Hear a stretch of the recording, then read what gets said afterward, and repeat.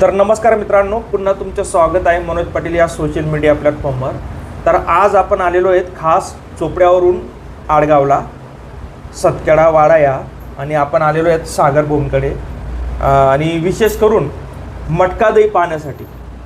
अगदी नॅचरल पद्धतीने हे मटका दही मटकेत ठेवलेलं आहे, तुम्ही पाहू शकतात। आणि सागर दादांना आपण या मटका दहीबद्दल विचारू की दही कसं तयार केलं जातं।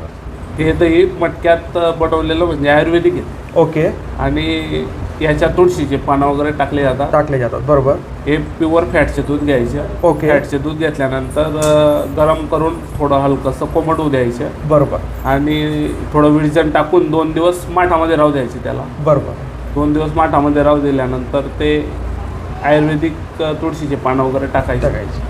आयुर्वेदिक दही म्हणून ते विकले जातात। आणि सागर भाऊ, हे जे दही आहे हे दही चोपड्याला पण विक्रीसाठी अवेलेबल आहे का? अवेलेबल आहे ते। आणि ठिकाण कुठे आहे आणि वेळ काय ते पण सांगून द्या आपल्याला। ठिकाण बापूजी कॉम्प्लेक्स समोर मानक हॉस्पिटल। ओके।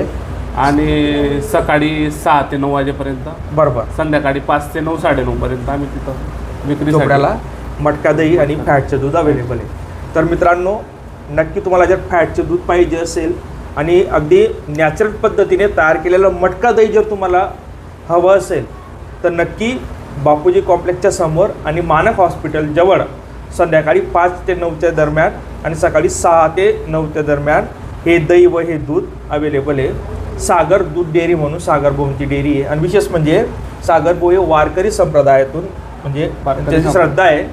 तर नक्की एकदा व्हिजिट द्या, अगोदर चव घ्या, खात्री बाळगा, म्हणजे तुम्ही पुन्हा पुन्हा याल अशी मला आशा आहे। कारण की इतकं नॅचरल पद्धतीने तयार केलेलं दही मी तर पाहिलेलं नाही आहे। ओके, धन्यवाद।